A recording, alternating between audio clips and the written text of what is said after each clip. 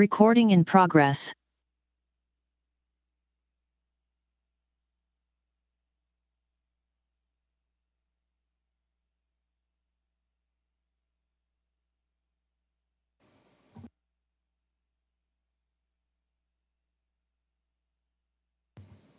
Councillor Guspark, I don't know if you're there, if you can hear me. We're about to get restarted.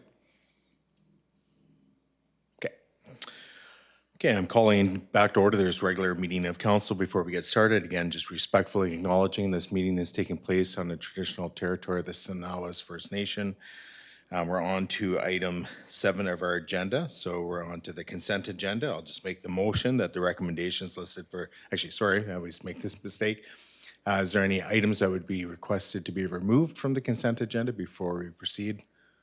Okay, seeing none, we'll move, I'll make the motion that the recommendations listed for items 7A and 7B in the consent agenda be approved. Is there a seconder? Second by Councillor Savage. I'll call the question. All those in favor and opposed, that's carried unanimously.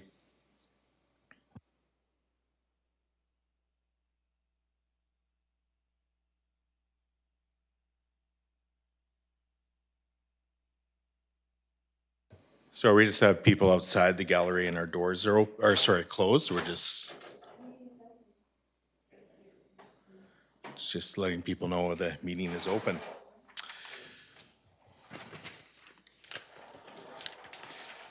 Okay, so we're on to item 8 of our agenda. So we're on to public input period. So through to staff, has anybody registered this evening for public input?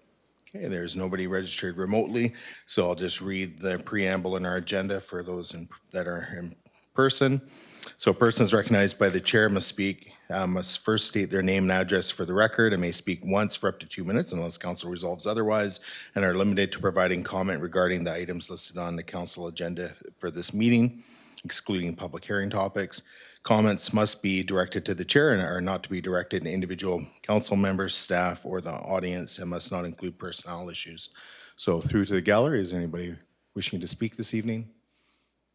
Okay, seeing none, we'll move on to item 9 in our agenda. So under legislative matters, so we have bylaw number 308. I'll just make the motion that the District of Lantzville Water Systems bylaw number 140 2018 amendment, open bracket user fees, close bracket bylaw number 308 2022 be given first, second, and third readings. Is there a seconder? Second by Councillor Savage. Discussion on the motion.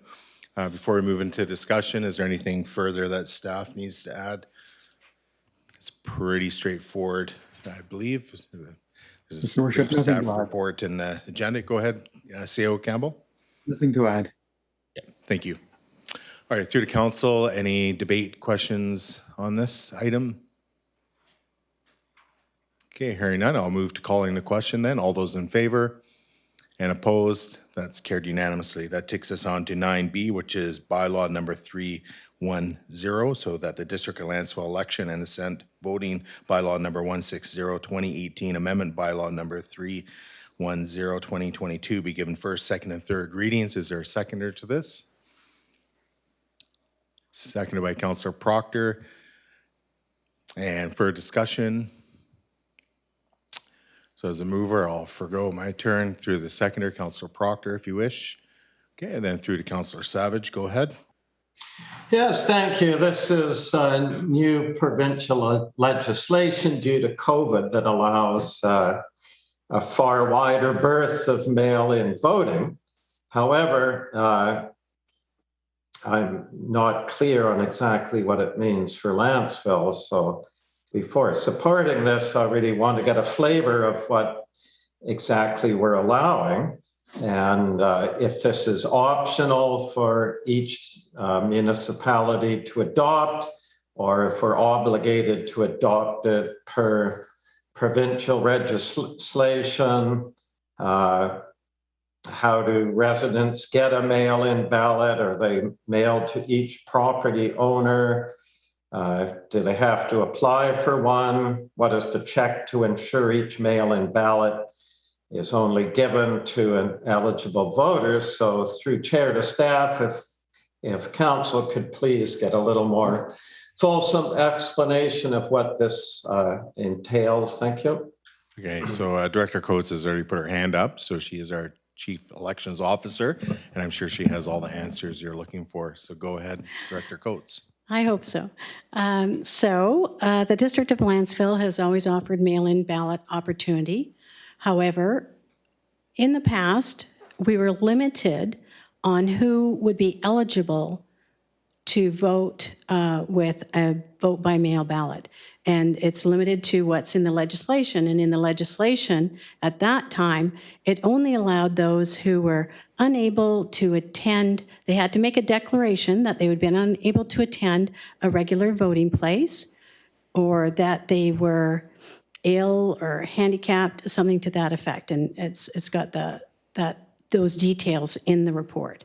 So since then, the legislation has changed, and that any eligible elector is eligible to register with the municipality to receive their ballot by mail.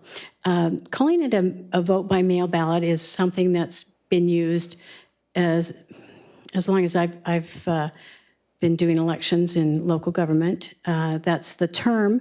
It's almost a misnomer, though. I think more common is that people contact us, they fill out the form. In many cases, they're picking up the package. Often they're picking up the package and they're filling out their ballot and returning it to us to hold for them. You know, maybe they're heading away for the winter, or for whatever reason they're not able to. Not to say that none of them are mailed out, certainly some of them, but there's several options. It's on the application form. They have to give us instruction of whether they're picking up the package, whether they want it mailed to them, where they want it mailed to. The voter is the one who's responsible for getting the ballot back to the chief election officer. The municipality takes no responsibility in the postal service or courier service or personal drop-off, whatever the elector chooses. And for those electors who contact us, you know, there's an application process. It usually starts in August, September, and then the ballot packages, we notify them when they're available. Of course, they won't be available until probably the end of September, when the candidates have been declared and the ballots are printed. So your question was, does the district have the ability to not participate? You have the ability to take it out of the bylaw and not have vote by mail, but you do not have the ability to create new law. The Local Government Act certainly overrides anything we have in our bylaw. And so the Local Government Act says that all eligible electors are eligible to vote by mail if we have vote by mail in the bylaw. So council's only decision is, do we want to have vote by mail like we've always had, or not have it? And our assumption is you want to have it. Not that we've had many participants in the past. I think we only had about 25. But I know the municipalities that have had by-elections since COVID have seen a huge increase in the number of people participating in vote by mail. Hopefully that answers your questions. If there's anything else, please let me know. Do you have any follow-ups, Councillor Savage? Yes, thank you. So the onus is on each property owner to request a mail-in ballot. They're not just sent out to everyone then, eh? Absolutely not sent out to everyone. And for clarity, this is not property ownership based. There could be a person living in the bush here, and if they feel that they are a resident of Lantzville, then that is their declaration, and they would come in and ask to be added to the voters list. So the eligibility is that you are a Canadian citizen, you've been a resident of BC for 6 months, and you're a resident of Lantzville, or you're an owner of property in Lantzville. Yeah, so to check of the eligibility of the voter, is that done before the mail-out ballot is sent, or is it just simply the request alone triggers it being sent?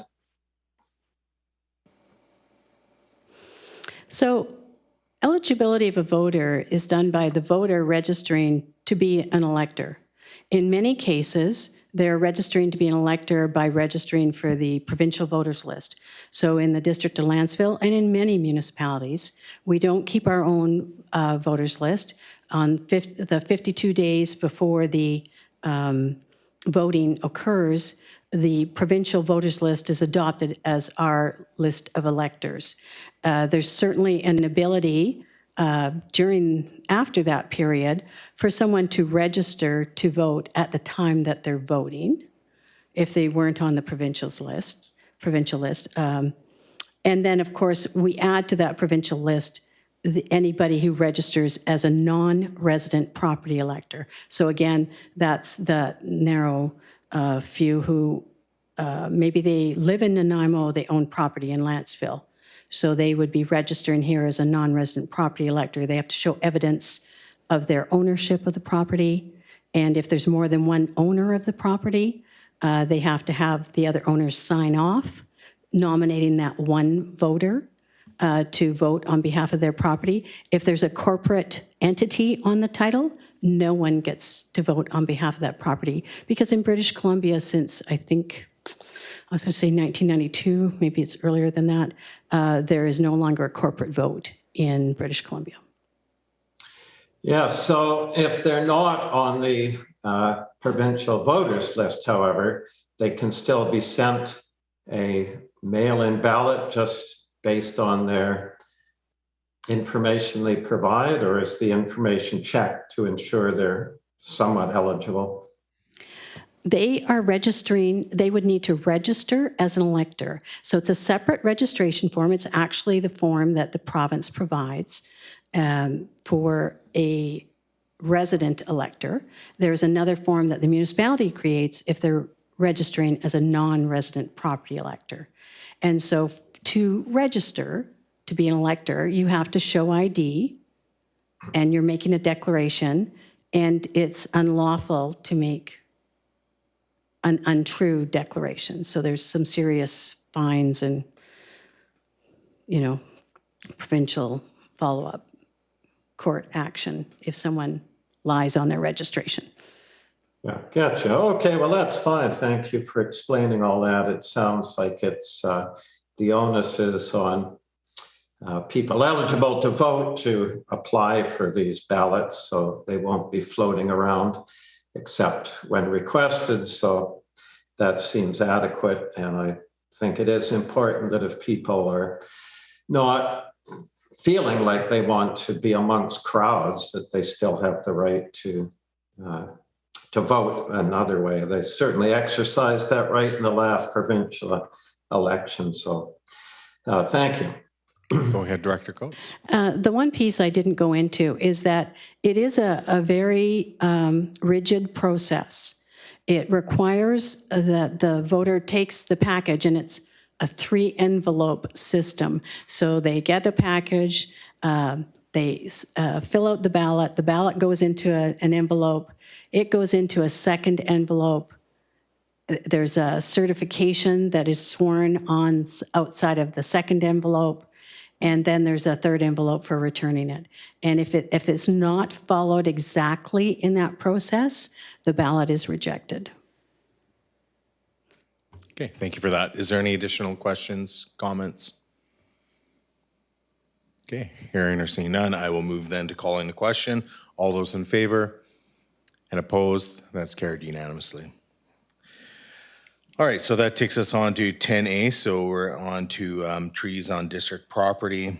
So we already have a motion on the floor. So from the May 4th meeting, I'll just simply read the motion for the viewership. So that staff do not remove, alter, or endanger any tree on district property with a trunk diameter of more than 12 inches without direction from council unless the trees are causing a safety hazard. So that's already on the floor. Further discussion on this item? Okay, so go ahead, Councillor Savage. Thank you. Yes, regards the tree issue, I think it's most productive to learn from the past and move forward. Looking backward and blaming solves nothing. I requested the felled old tree be saved for timber for future projects, which has been done. And I would further propose this timber be used at the Peterson Road end to honor the felled tree, and that we form a round table of interested residents to design a nature area at the Peterson Road end to be installed once the drainage works have been completed. And I'll be making such a motion at our next meeting. And hopefully Stenauis can be invited so we can honor the Salish, who are the sole keepers of this bluff for a long, long time. So moving on to what we can do in the future to make sure that such trees are safeguarded as much as possible until we come up with a permanent legislation. Basically, the bottom line is this: cutting down big trees or significant trees on district property should require approval from council. It's just a simple extra safeguard. It's as simple as that. This is a temporary measure until we get firm tree policies in place and perhaps create an inventory of significant trees. If we approve this requirement, it brings the risk down to zero of losing another significant old growth tree on public land. And it will be done with, public process if it has to be done. So if we don't approve this, then cutting down old growth trees will be an operational matter about which neither the public nor council will have any say about significant trees which the community owns. There are a number of beautiful old growth firs adjacent to the foreshore on our new 8-acre waterfront park. There are old firs on some of our beach road ends, like the old fir and arbutus at the end of Sebastian Road. There's a big old fir on Alds Road right of way near Clark Drive. Any thought of removing these historical trees should require council approval so that the public has a say in the significant trees they own. After all, this was a 382-year-old healthy tree that was recently cut down. It stood on this Peterson bluff since the year 1640. The first European explorer didn't arrive on Vancouver Island until 1774, and settlers didn't occupy this area until later in the 1800s. That's a lot of history. So taking out this tree was no small matter, nor just an operational matter. It should have been a community decision. So moving ahead, all this motion does is add another layer of protection for our limited, venerable old growth trees on community property. Basically, it takes 400 years to replace a 400-year-old tree, so we should think carefully before removing them. And this motion looks forward, not backward. So thank you. Okay, Councillor Proctor, go ahead. Thank you. I prefer to look forward as well. I think that that's always a healthy way to address the problems put before us as council. And when I looked at this bylaw, I thought, well, I don't know. I guess there's no harm in us having every tree that's going to be cut down brought before council. But then I started thinking, the next big project in Lantzville would be, in my mind, the Phase 4 sewer. When we did Phase 2 sewer, I was really happy because there was E. coli swimming up and down the ditch in front of my house. My kids played in it. It was disgusting. I was really happy to have the sewer installed. I was really overjoyed to have Phase 3 sewer put in because we had our beaches shut down because the beachfront homes were on septics and the E. coli was flowing downhill as, stuff tends to do into the beach. And Phase 4 sewer would be all the beachfront homes between Phase 3 and the Stenauis Reserve. And I think that it would be nice for us to protect those beaches from the E. coli. And I'm not sure that I want to have every single tree along that sewer line brought forward to council to decide rather than engineers who design the sewer system. When phase 4 sewer happens, if it ever does happen, through you, Mayor Swain, to CAO Campbell, would you be required to come to council every time a tree gets cut down for the phase 4 sewer system?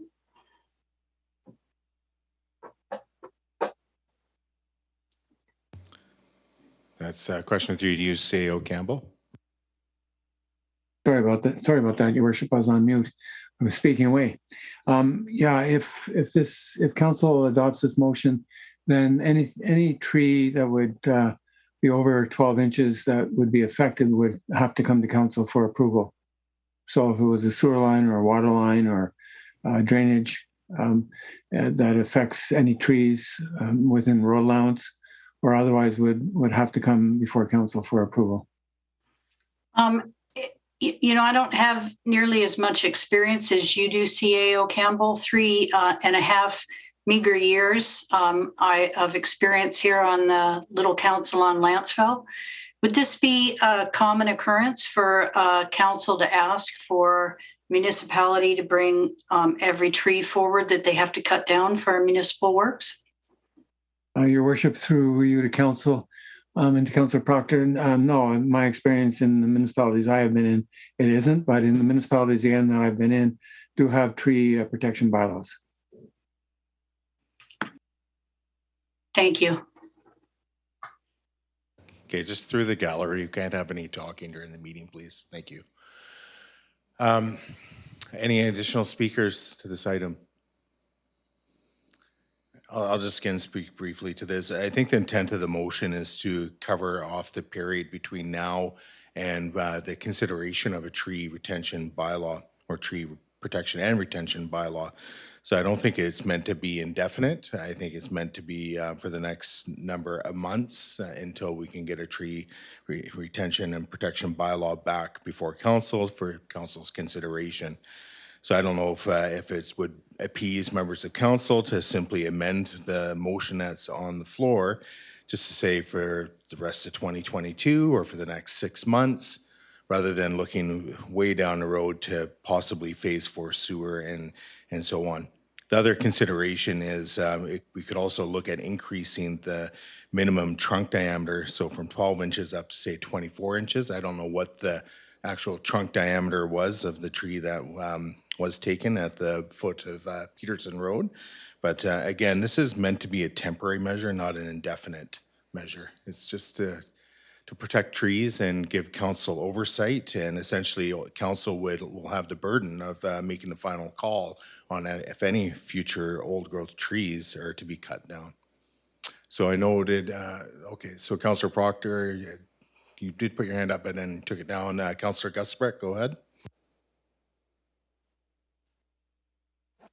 Thank you. I think that's a good compromise solution that Mayor Swain has put forward.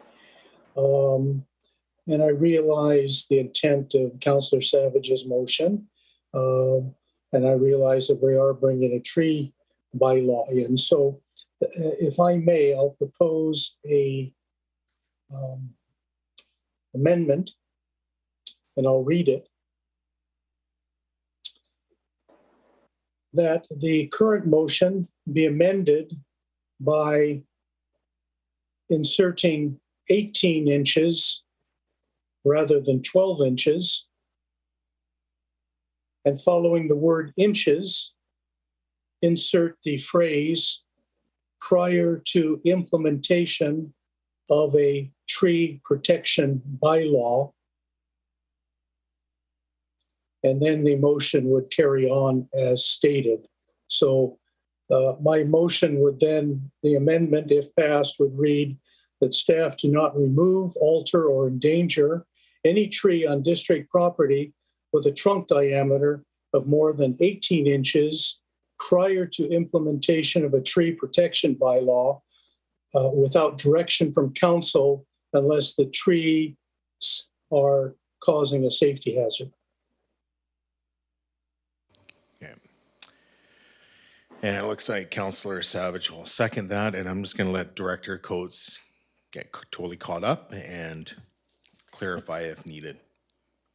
That the motion on the floor be amended by striking, quote, 12 inches, quote, and inserting, quote, 18 inches, comma, prior to the implementation of a tree protection bylaw. Okay, and that was seconded by Councillor Savage, so through to Councillor Gusselbrecht. Anything further? Just briefly, I live here in the Winchelsea subdivision. This was built, I believe, close between 40 and 50 years ago, a total build out. The trees I see here are now 100 to 120 feet tall. There are some trees with a trunk greater than 18 inches, but the majority are less than that. And as I said, were planted or were here when the subdivision was commenced. And I believe that everything was cut down at that time. So 40 or 50 years of growth here on the wet coast gives you a lot of trees. So as a bit of a compromise, and until we implement a tree protection bylaw, I'd like to, I can vote for this as amended. Okay, and Councillor Savage is the seconder, and then we'll go to Councillor Proctor. Yes, thank you. Yeah, I'll certainly support this. I'm just looking for a temporary measure. And just so you know, the tree that was cut down was approximately 38 inches in diameter, which shows that age isn't necessarily reflected by size. These bluff trees are often very slow growing, and they can just have a beautiful age and history to them without getting too big. So, but I think 18 inches does it. It's just to protect our significant trees on community property as a temporary measure. That's all. Thank you. And Councillor Proctor. I can support this motion as amended. It was meant to be a stopgap measure, and if that's what it is, I can support it until we or the next council looks at a tree protection bylaw.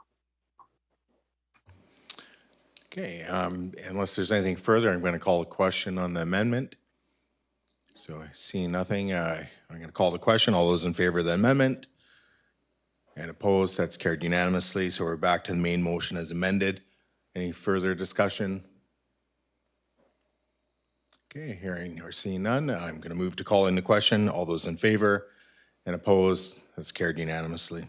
All right, so that takes us on to 10B. So we have drainage outfalls / foreshore, and there's under 10, sorry, jumping around. This is Councillor Savage's recommendation.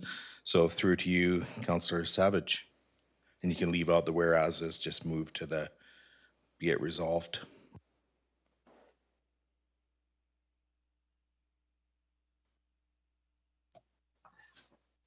That the installation of outfalls into Lantzville's foreshore at any new location must be approved by council. And do we have a seconder to this motion? Okay, I will second it. Through to Councillor Savage, go ahead. Yes, thank you. Take note, I just included the word must after the word location, which somehow I omitted when I submitted this motion. And the purpose of this motion is to just take a step back and think about what we're doing environmentally and just how many more stormwater discharges we're going to create on our foreshore. And for me, this falls directly on council's responsibility. Once again, I'm not looking for any blame looking backwards. It's really up to council to set the standards for what we're doing. I've been happy with Lantzville's drainage system. I complimented Public Works for we were one of the a community that dodged any damage during that big record rainfall last fall. It's just that there comes a time where I think we have to step forward and start looking how things are being done elsewhere. Just in this term, we've had a Huddlestone Park, Huddlestone Road, a big storm sewer pipe. We've had one now on Peterson Road end, the new location there. And we can't forget the proposal for Village South is to have a big storm sewer pipe all the way from the highway down to Jack's Beach. So I think it's just time for us to, if we're going to be looking at any new locations in the future, that staff gets involved in the discussion. That's all it is. And it'll give us an opportunity to check out the what other communities are doing in terms of environmental standards. And from everything I've read, it's basically a lot of the stormwater can be contaminated, and it's a number of different strategies we don't need to get into tonight that filter the water, set all the contaminants out of the water, and ensure that anything we put in water courses, be it the ocean, streams, or man-made water courses, that we reduce the contaminants as low as we possibly can and come up with strategies so that we have an overall view of what's going on with our drainage. And some of the contaminants that I've read in reports are everything from bits of trash getting in the storm sewer, soil and sediment, fecal bacteria, nitrogen and phosphorus, oil and other petroleum products, pesticides and herbicides, road salt, toxic metals, including copper, lead, and zinc, and so on. And it could be just something as simple as a resident power washing their driveway or power washing their car engine, and things find their way into the storm sewer system. We haven't really faced this much in Lantzville because we have swales, open ditches, and so on that allow runoff to seep into the ground or get filtered by nature. And so we're seeing this is something new that's hitting us, all these storm sewer pipes. So I think it's council's responsibility that we take a step back and think about what we're doing and to come up with a more comprehensive environmental approach to what goes into our foreshore and oceans. So basically, this is another stopgap measure until we come up with a more sophisticated, if you will, drainage plan for Lantzville. And it's just simply before any new outfalls are created on our ocean, our foreshore, that it needs council approval. So we're involved in the process. It's as simple as that. Thank you.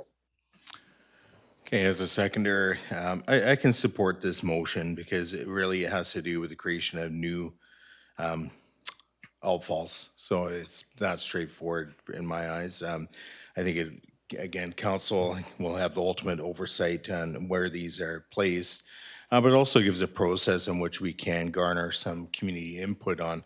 The one thing that I have read, and yes, it was on social media, but it's something I did read, and it's now imprinted in my brain, was that the family that has a memorial bench down at the end of Peterson's is upset. Now that has the feel of that area has been completely changed forever. And so sometimes I think we have to go beyond the dollars and cents, and we have to look at the human impact of the decisions we make. And sometimes that means, we have to look a little harder and dig a little deeper and around our decisioning and where we place things. But again, I can't help but, take note of that. And, I guess I could phone the family and verify that it was them, that they actually posted that on social media. But I'm pretty sure it is a member of that family. So So again, I think, for the number of outfalls that are likely to be created in the future in Lantzville, which will probably be next to nil, I think this meets a need of everybody. So whether it's council or the community, and even I think for staff, by shifting the onus of that final decision making to council, again, we will take the brunt of it if we have to make such a heavy decision in the future. So I see that Councillor Gusselbrecht, you have your hand up, and then Councillor Proctor.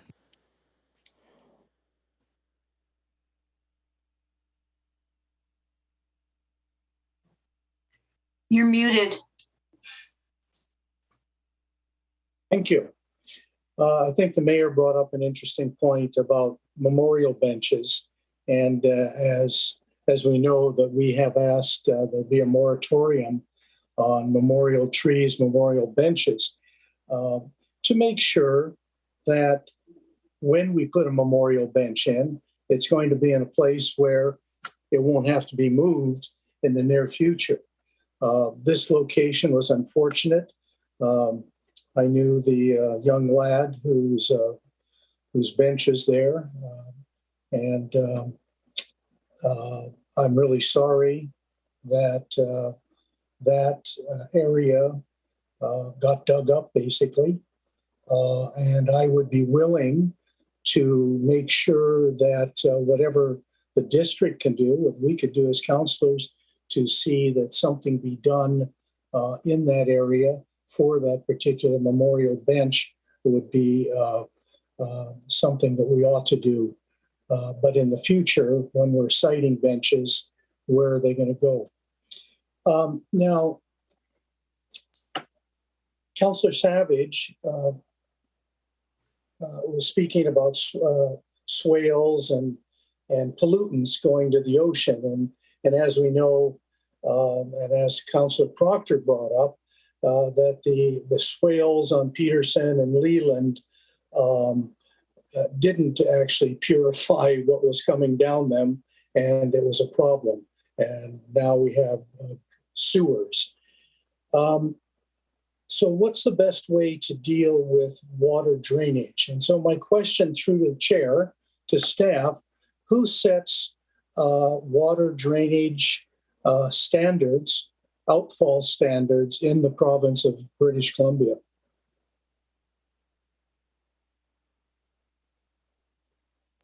Your Worship, through you to Councillor Gusselbrecht. Currently, we're, by bylaw, council bylaw, we require a drainage plan to be provided to the district at subdivision stage for development. Director Spears goes through it, ensures that it meets the requirements. He has his engineering team as well go through that, that they meet the requirements, whatever those requirements are. I'm not sure myself. And that's how those drainage plans get adopted. So follow up by Director Spears' engineering group, we're talking about a professional engineering company that must look at the plans, make amendments if necessary, and I suspect that there are a great many provincial standards that those engineers have to follow. Would I be correct in that assumption? Yes, you are. So I know as a councillor, I know next to nothing about where all outfalls should go, what needs to be done to trap pollutants, etc. So I don't know what help I or any other councillor would be able to offer other than the professional opinion of our staff in conjunction with professional engineers. Otherwise, you're out walking in the daisies if you're guessing where things are going to go. So, although I appreciate the intention of this motion, I can't support it in the sense that it's redundant.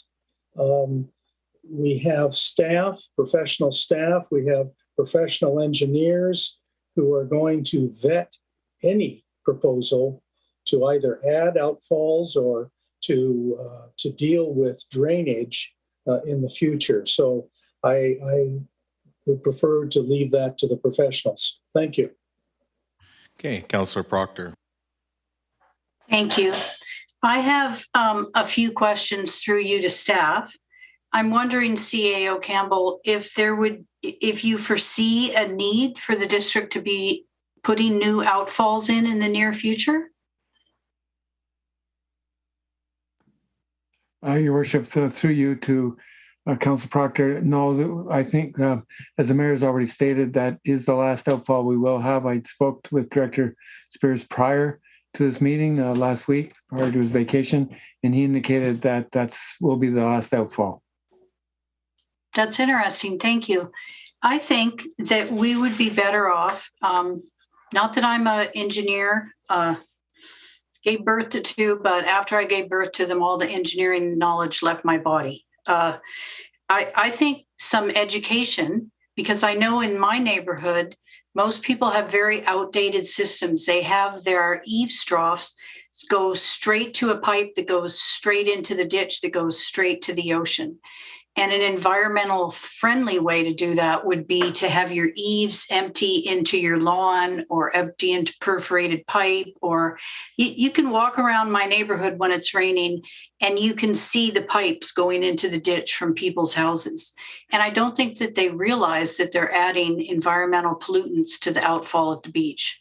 I think that, and that's just one small example. I think industrial pollutants by using different cleaners when you clean your boat, when you clean your car, when you power wash your house. I think people need some education about that. I know that when you wash your car at a car wash, the chemicals are treated in some way. They just don't go straight to the ocean. So I would prefer that the outfall decisions be left in the hands of engineers. And I would really like to entertain a motion where we can raise some environmental awareness in our community so that we can lessen the outfall that's going to the beaches right now, because a lot of us inadvertently are adding to that. Thank you. Any additional follow-up questions or debate? Okay, go ahead, Councillor Savage. Yes, the provincial regulations are a minimum. There's wide variety all over BC from municipality to municipality in terms of the how sophisticated the environmental approaches to their drainage systems. If there was a one-size-fits-all municipalities would be the same. They're not. It's up to council to set that standard. How sophisticated and environmentally responsible do we want to be is the question. It's up to us to set the standards. You don't leave it up to engineers. Engineers will do whatever standard you request. If you request nothing more than building a big cement pipe that discharges runoff into the ocean, that's what they'll do. It's not up to them to decide the environmental standard. I take full responsibility for our current standards. So all of us on council have had an opportunity for 3.5 years to bring up this topic and to try to raise the standards. So I'm not shifting the responsibility to anyone but our council. And what I'm proposing is we simply require that no new ocean outfalls are created without council approval. And if we don't have this, that means exactly the same thing can happen as just happened on Peterson Road. We're learning after the fact.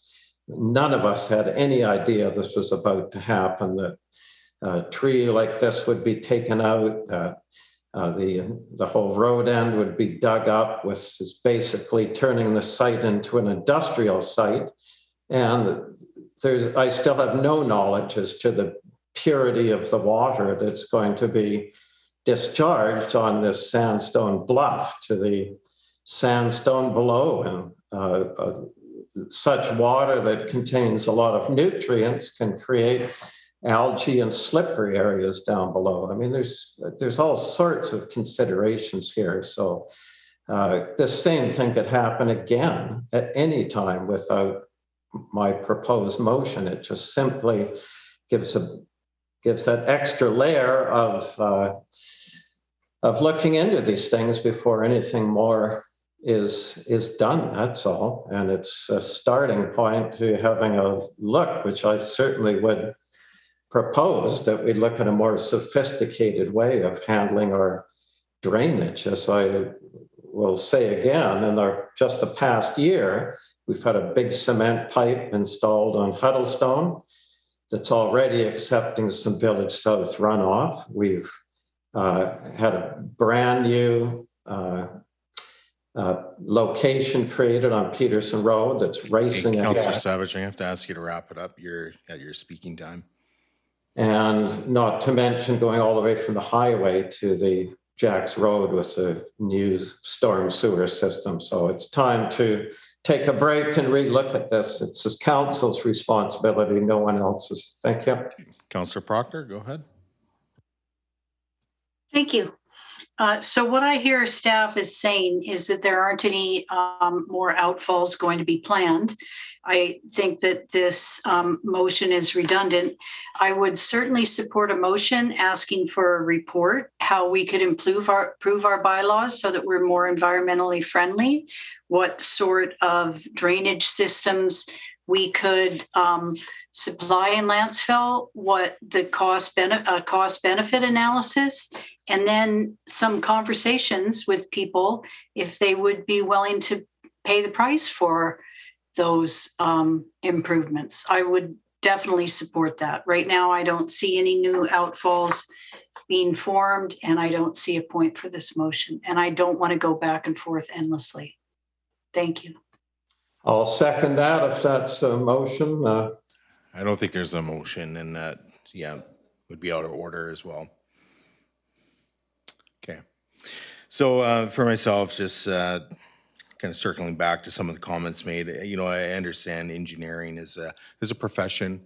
And I think the one thing we have to recognize, however, is in the engineering field, the standards are forever evolving. The practice is forever evolving.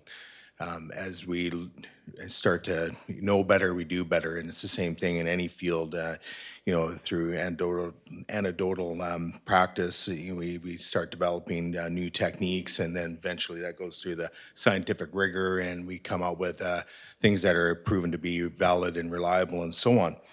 But I think the thing we have to keep in mind is engineering standards are forever evolving, and I think we need to evolve with them. It gives me some comfort to know that, this would be the last outfall slated for Lantzville. I think the motion is a bit of a moot point, is somewhat redundant. There's no doubt about that. There's comments made about education. I totally support education. I think the old school education has been with the storm grates, having the fish imprinted in them to remind people when water goes down those into those storm drainage systems, it carries everything else with it. So all the contaminants, chemicals, oil, gasoline, whatever else you put down there is eventually going to go out to the ocean and affect our environment. So, there's lots of good things that are coming out of this conversation. Again, the motion, whether you support it or you don't, it is kind of a moot point. I totally support, this having this oversight of council on any future outfalls, whether it's going to happen or not.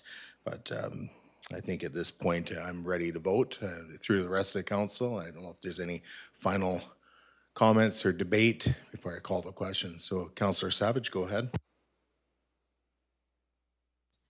Yes, this is perfectly simple. There's absolutely no downside whatsoever to this motion.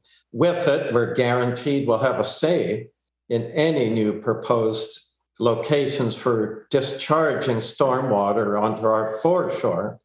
Without this motion, we'll have zero guarantee. It will be an operational matter, just like the Peterson Road bluff discharge is, and it's as simple as that. There's no downside to this. It's setting an example for the community that we're indicating we're taking a new course, and we're looking very seriously at this. If you just dismiss this motion, then there's nothing preventing a new outfall at any time, anywhere. It'll be an operational matter, and we'll learn after the fact. And actually, I did have one final comment, not really a comment, but in terms of revisiting the bylaw around stormwater management and so forth, I would invite that by any member of council at a future council meeting. I think it's something that we should be looking at and making sure that our practices are up to date and we're a bit ahead of the curve on that rather than trailing behind. So that's just my thoughts on that. But at this point, I will move to calling the question. So all those in favor? And opposed, knowing that Councillor Gusbach, Councillor Proctor opposed, the motion fails. All right, that takes us on to, what do we got here? 10C, so we have the development permit areas, so we have Councillor Savage's recommendation. So go ahead, Councillor Savage.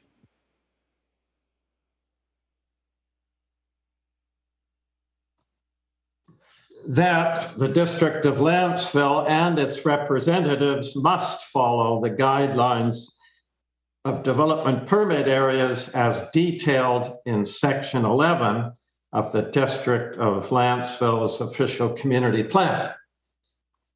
Okay, do we have a seconder to this motion? Okay, I will second it. So go ahead, Councillor Savage. Thank you. The purpose of this motion, I'll be quick, is to ensure the highest environmental standards are followed and that all the requirements of a development permit area are also followed by the district. The old growth fir, which we cut down, was in 3 different development permit areas designed to protect the tree. I stand to be corrected, but I believe if all the guidelines in these development permit areas had been followed, this magnificent tree would not have been cut down. So the first one, 11.5.2 in the OCP, is development permit area 3, coastal protection. This includes the whole shoreline and 15 meters inland of the natural foreshore boundary. It states in order to ensure that potentially hazardous conditions are avoided and that the integrity of the slopes and shoreline is maintained. Alteration of adjacent land must be regulated. The marine riparian area is an ecologically important area that is sensitive to development. Development must be appropriately managed to help protect and enhance biodiversity within these areas. Then it says a development permit will be required for removal of native vegetation, grading, or any other works. So if a permit was given to remove an old growth tree on Peterson for a district project, does that mean the district can cut down any old growth tree they want within this shoreline development permit area? How about the big old firs on the shoreline area, the new waterfront park? And what about the big firs on private property shorelines, like on Venture Road? Will they be eligible to remove all these old firs since the precedent has been set? That's a major problem here. And number 2, item in the OCP, construction or alteration should be planned to avoid intrusion into the development permit area. And 11.7.3 is the second development permit area, steep slope protection, and the felled tree was within this area. Development permits will be required in these areas for activity including construction, subdivision, land clearing, land grubbing, soil removal, and tree removal. The district encourages planning for the retention of significant stands of trees within the development permit area. Now, this policy alone should have protected this tree. And number 7 states, in the absence of a geotechnical engineering report, no development or alteration of land will be permitted on a 30% or steeper slope or within 30 meters of the top of the ridge or the base of the shore. So none of this tree cutting should have happened without a geotechnical report. And 11.4 is the third development permit area, sensitive ecosystems protection. And at the environmentally sensitive areas, coastal bluff, 11.4.3.1. And this tree again was within the coastal bluff environmentally sensitive area. It states development permits will be required in these areas for activity, including construction, subdivision, etc., and tree removal. So development permit applications should include a report prepared by a qualified professional. So my point being, if all these had been followed, they would have preserved this tree. So it's just another checkpoint I'm offering for, again, the future, not looking back, that all these development permit area policies must be followed by the district. And this is, again, something that will protect this from happening again. And it will at least involve council approval to give permission to circumvent perhaps these development permit area policies for the sake of common community good. So that's all that I'm doing. These should be followed. They're in there for a reason. And as I pointed out, most importantly, if the district doesn't follow these policies, why should residents on private property? And I gave the example of the... Okay, Councillor Savage, you have exceeded your speaking time. You'll have additional opportunities to speak. As a seconder, I will keep it brief and then we can start a speakers list. I've spoken to CEO Campbell about this motion, and I think what it comes down to is whether or not a development permit was issued to the contractor. So from my understanding, correct me if I'm wrong, CEO Campbell, a development permit was issued by the district to the contractor to undertake the works. Is that correct? That's correct. Yeah. So in issuing that development permit, the district or staff, and again, CEO Campbell, if you want to jump in on this, go ahead. But I would assume that the district would be looking at the criteria for the development permit areas and adhering to it. So I'm assuming that's what has happened, yes. Is there anything further to add, CEO Campbell? No, you're absolutely correct, Your Worship. Okay. So I understand the concerns that Councillor Savage has brought up, that with respect to these different development permit areas in relation to protecting, in this case, what has been cut down, that old growth tree, and trying to understand or rationalize how staff came to that conclusion to issue the development permit. So I don't know if maybe what's indicated here is that there's a request for information on how that decision was made. My concern is that we're not obviously getting too far into the weeds on it, but at the same time, it's hard to rationalize why certain things happen without having some of those facts presented to us. So I'll just leave it at that for now, and then we can start a speakers list. So through the rest of the council, if there's any first-time speakers, and then we'll go to second-time speakers.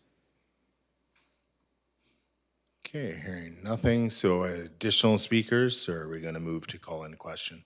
Okay. Oh, is your hand up, Councillor Gusselbrecht? It's really hard to see. A little yellow. Okay, so no? Oh. It's just something on the bottom. Oh, it's your sleeve. That's what it is. Your yellow stripe on your sleeve. It looks like no, the bottom right-hand corner on my, yeah, that's all good. All right, so Councillor Savage, you've indicated you'd like to speak again, so go ahead.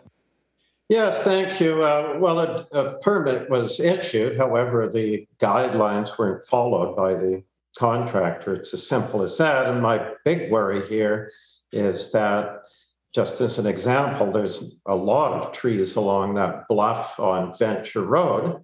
And so if we've set the precedent that it's all right to take them out on public land, then how can we deny them the right to take out the rest of the trees if they so desire on that bluff?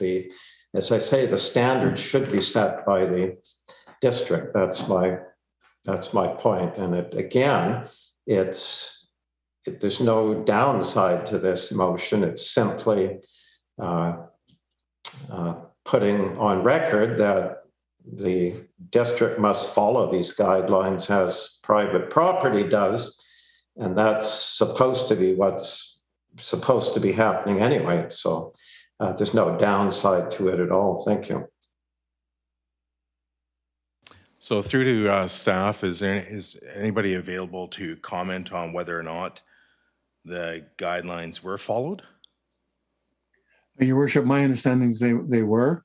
And actually, my understanding again is that the director of planning and the director of public works actually sat down and rerouted the outfall line so that only one tree was taken down rather than there were actually more at the time with the direction of the outfall line. So it was followed, and they adjusted the outfall line so that only one tree had to come down. Yes, okay, thank you. Any further discussion on this item? It's kind of a moot point kind of motion in a way, but anyways, I'll just move to calling the question then. So all those in favor and opposed, and noting that Councillor Gusselbrecht and Councillor Proctor opposed, the motion fails. All right, so that takes us on to, what do we have here? 10D, so we have the Rotary Club of Lantzville. They have a project recommendation. It's, the information is listed, or the letter is listed on page 30 and 31 of our agenda. I'll just simply make the motion that the Director of Public Works and the Director of Public Planning and Community Services further engage with the Rotary Club of Lantzville to install a memorial bench and information signage along the E&N Trail between Clark Drive and Ware Road as a Rotary Club improvement project to create mental health awareness. Is there a seconder to this item? So seconded by Councillor Savage. Discussion on this item. I'll just speak to it real briefly and then we'll go from there. So yeah, on a personal note, I think this is a fantastic project that the Rotary Club of Lantzville will hopefully be undertaking at the approval of council. And I think it does two things. It gives the ability for the Rotary to put in a memorial bench for a family that obviously has probably still grieving the loss of a family member due to mental illness. And I think it's I think that in itself is a huge reason why we should be supporting this. I've been in contact with a lot of the members of this family, and it's been quite a moving experience to hear how important it is to these individuals to have this memorial bench put in place to memorialize their son, brother, and cousin, or sorry, uncle in some cases. So, so anyways, I think it's just it's fantastic along those lines that the Rotary Club would consider doing that for a family. Second, it's I think this would be one of a kind trail in possibly British Columbia, maybe even Western Canada or in Canada, to have a trail that brings awareness to mental health and mental illness and so forth. And gives a place for people to walk and possibly get educated on this very important topic.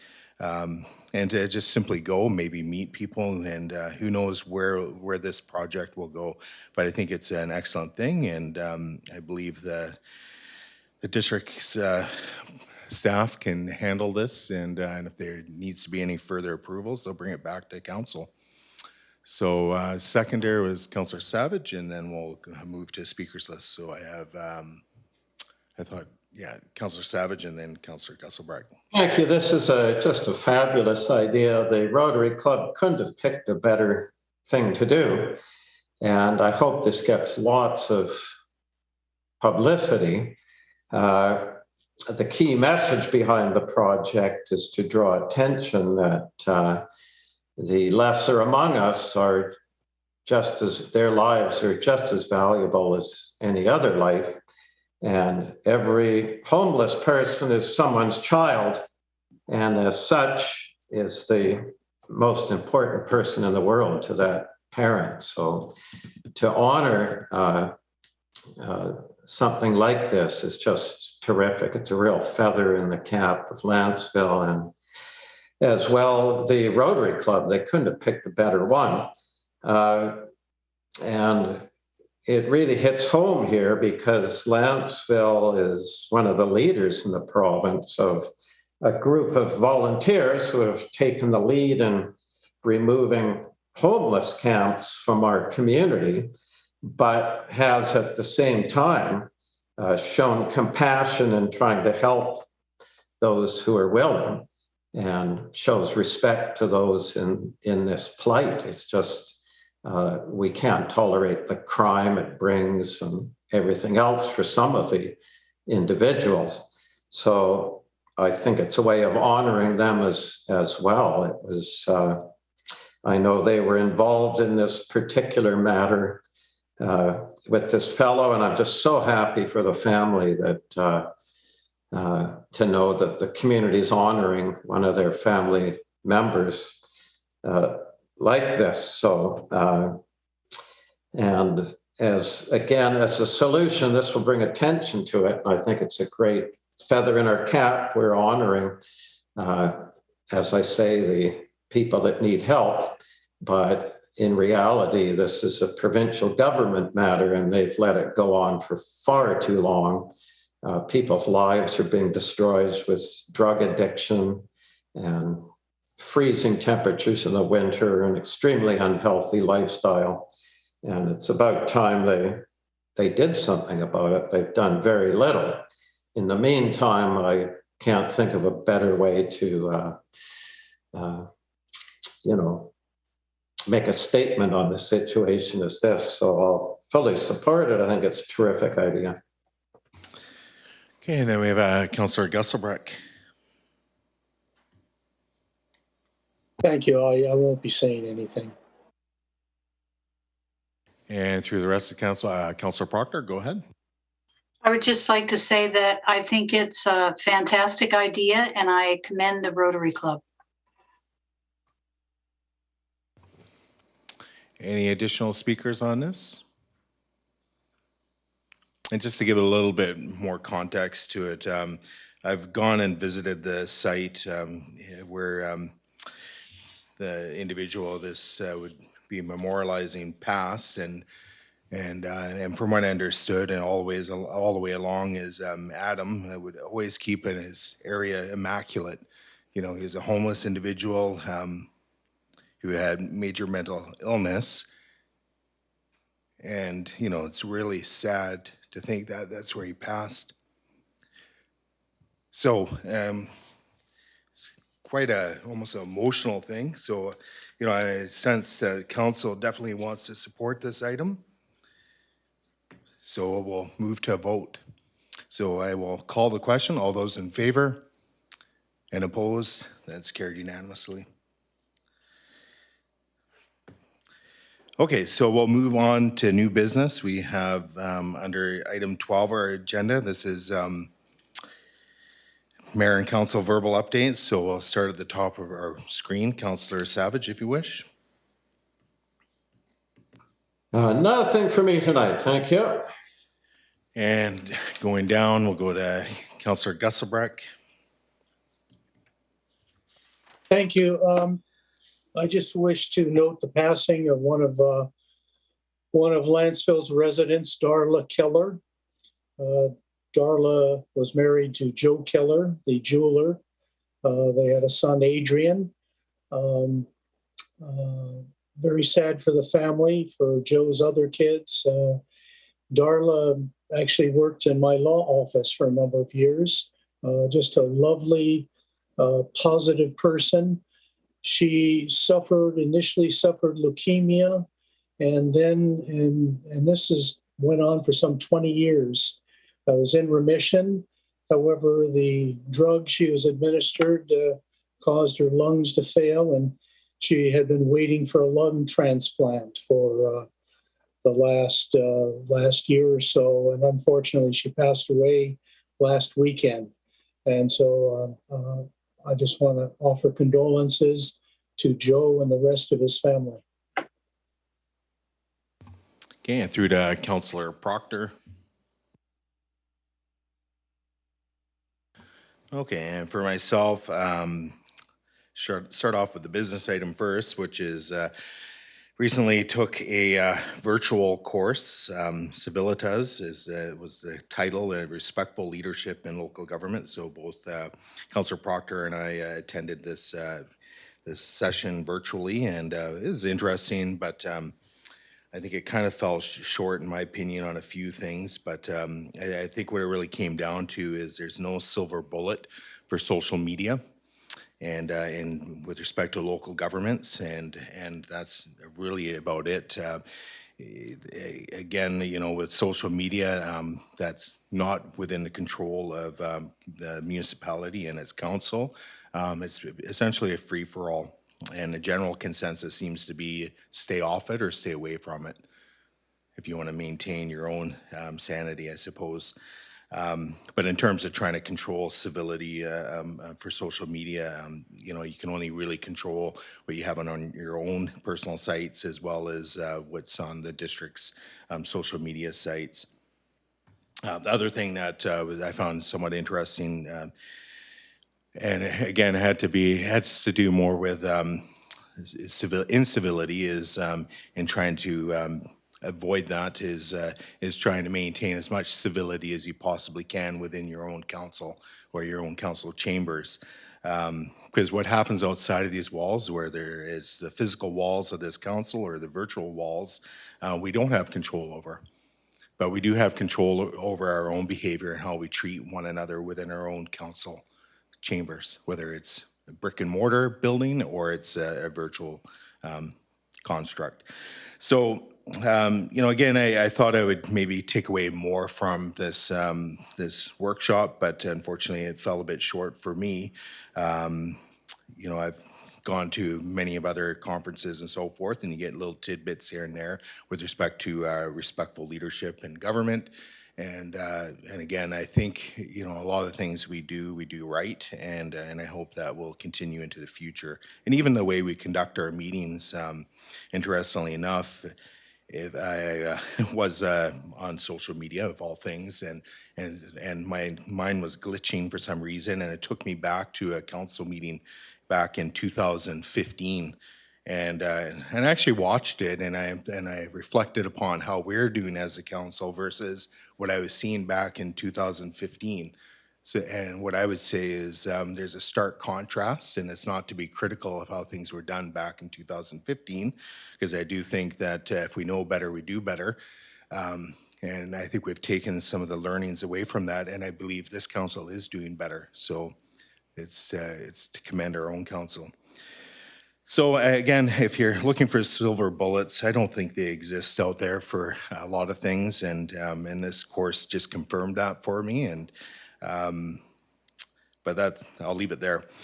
On a more, I guess, and a more positive note for our community, with respect to Seaview Elementary, they have been involved in David Suzuki competition, and this has to do with obviously the environment and so on. So what I'll do is I'll read a little excerpt from the website, or davidsuzuki.org, and it says, Seaview Takes a Stand is an initiative started 5 years ago by Seaview Elementary School in Lantzville, British Columbia. Since beginning of their project, the 270 students, chaperoned by 4 teachers, have been, I need my reading glasses, this is terrible, have been environmentally and socially active. They've petitioned to protect a nearby forest, save endangered species, and decrease plastic pollution in the sea. 3 years ago, they won the Community Involvement Award for the Plastic Bag Challenge by collecting 6,000 bags, organizing a shoreline cleanup, and writing 100 letters to the Federal Minister of Environment, supporting a motion to fight plastic pollution. They are hoping to create a zero-waste school and be an example for other schools. And on that note of zero-waste school, I know firsthand they've been involved with the RDN, Solid Waste Management Team, and trying to implement strategies within the school to become zero waste. So what they are asking is, Seaview Elementary, is they're asking for the community support for them to win what is called the Future Ground Prize Project. And what they're going for is called the Rising Star. Seaview takes a stand. So that's what they're asking the community, and that's why I'm bringing this forward this evening. And we have until, I believe it's June 15th to pick our favorite project, and I hope residents would pick the Seaview Rising Star. Seaview takes a stand choice, but you could choose others if you wish. And they hope to have the announcement the announcement of the winner presented on June 22nd. So I thought I'd bring that to council's attention, and hopefully maybe we can get a little blurb on the website or something. But again, it's something that's great that's happening with our community. I think it reflects our community values, and that we definitely put environment before a lot of other things, and hopefully through our youth being engaged, and this is a youth project through the David Suzuki org site, but hopefully by engaging our youth, and they will carry these values forward into future generations, and hopefully they have a hope in having a better planet, and do a better job perhaps than what I've done and past generations have done. So those are my updates for this evening. We'll move on to the next motion under new business. So this is regarding Village South information requests. These are, I guess, my recommendations. So we'll start with the first one. There's some whereas clauses. Oops, make sure I got this right here. So for the first one is that the applicant of the Village South development be requested to provide the clear and strong rationale to justify the proposed number of new housing units of 732 exceeding the anticipated number of new housing units range of 254 to 389. Excuse me, is there a seconder? Okay, second by Councillor Savage. Discussion on the motion. I think this is pretty straightforward. I've included the whereas clause in there, and there's also information provided or supplementary information. Again, just looking for more information so I can make an informed choice, and I hope all of council can make an informed choice by having the most complete information before us when we move towards decisioning this application. And that is that. I'm not going to get into debating the application. This is just simply an information request. So we'll move it to the seconder. So Councillor Savage, and if you wish, and then we'll create our speakers list. Yes, thank you. When we're requesting this justification, it's important to summarize exactly what the amenities are, and that's what we heard a lot of resident feedback on these amenities as well. So number one, gateway signs at 2 places on Ware Road. Number two, 1.5 meter wide sidewalks are standard on each side of Lower Ware Road. As an amenity, both sidewalks will be made 3 meters wide to accommodate bikes and will be called a multi-use path. So adding 1.5 meters to a sidewalk is the actual amenity being offered. And number three, a cash amenity of $3,000 per dwelling unit. This totals $2,196,000 over 20 years, which averages $109,800 per year. And by comparison, our increase in taxes, I believe, was around $612,000 for 2022, just to give a comparison of how much that money is and the effect it would have. That's $109,000 a year. And number 4, the final amenity, is dedication of 18.7% of the land as public. This falls short of the OCP target of 22%. Most of the land is wet with unfavorable ground conditions, as Okay, Councillor described. Savage, I need you to stay on track, not debate the actual Yeah, so I bylaw amendments. It needs to just be in relation to the request for information. Yeah, I'm just giving a summary of what the amenities are then. And so 13.7% of the land counts as an amenity. The first 5% is mandatory, and that's per our amenity document. And part of this 13.7% land will be a playing field constructed by the developer. And the last item is 1.7 acres of trails and greenways. So I thought it was important to give the actual amenities being offered, which is part of your motion, to ask to justify the proposed number of housing units. And through to staff, please, through chair to staff, last meeting's motion directed staff to work with the developer to improve their application and address the community's density concerns. So can council be updated on the work that's been done with the developer so far to address density concerns, please? Yes, Your Worship, through you to Councillor Savage. We have had a meeting with the developer. We're expecting to get a response from them on, I think it was Councillor Wilson's resolution on the June 8th council meeting. On the June 8th meeting? That's correct. And are you working with the developer to resolve these issues, or are you just leaving it up to the developer to revise their application? Leaving it up to the developer. Because with the motion, it was to work with the developer to resolve these issues. Point of privilege. What's your point of privilege, Councillor I'm Poncher? sorry. I really feel sick. I'm going to have to excuse myself from the meeting. Okay. So just noting Councillor Proctor is leaving the meeting.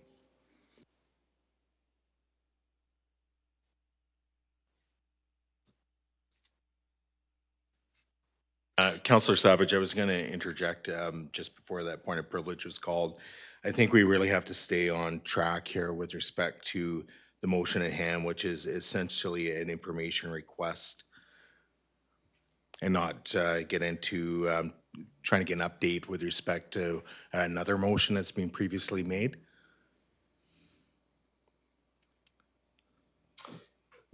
All right. So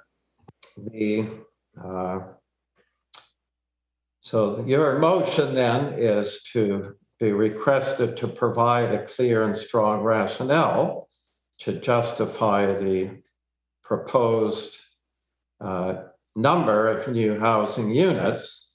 And I just felt tied in with this motion would be what Avenue staff is exploring in terms of finding out justification for these and addressing the whole matter of the unit numbers. That's all. Your Worship, through you to Councillor Savage, it's not our application. It's not the district's application. It's the application of the developer. We have passed on the developer, the resolution of council. We've met with the developer, asked them to address the points raised in that resolution, and they're going to get back something back to us that hopefully we can bring to the June 8th council meeting. We'll have those discussions with the developer, but it is the developer's application, not ours. All right, sounds like the ruling then, Mayor Swain, is to not involve staff in a lot of the questions I had here. So I'll just say that I'll support that because I will support your motion in that this is the first that I think direct request there's been to justify the numbers presented with a clear and strong rationale. So I will, I guess I will be, I've been asked to leave it at that, so I'll respect that. Thank you. Okay, thank you. And just through to you, Councillor Savage, and this will be for the rest of the council. If there's specific questions that you want to have answered, then you can send those off to staff, and if they feel it's appropriate to answer, they will. Or if they're not, they'll advise you to bring it forward to a future council meeting. So that's how we've been proceeding so far ahead with all those types of, with any question, with any questions that have to do with these development applications. Yes, I leave my questions to open meetings so they get answered. Thank you. Okay. So Councillor Gesselbrecht, go ahead. You know, I think I need a break here. There must be some bug going around. I've had the intestinal flu here. So could we take a short break? I want to see how I'm doing here. Thank you. Sorry, we can take a 5-minute recess. So it'll take us to just after 8 o'clock. Thank you.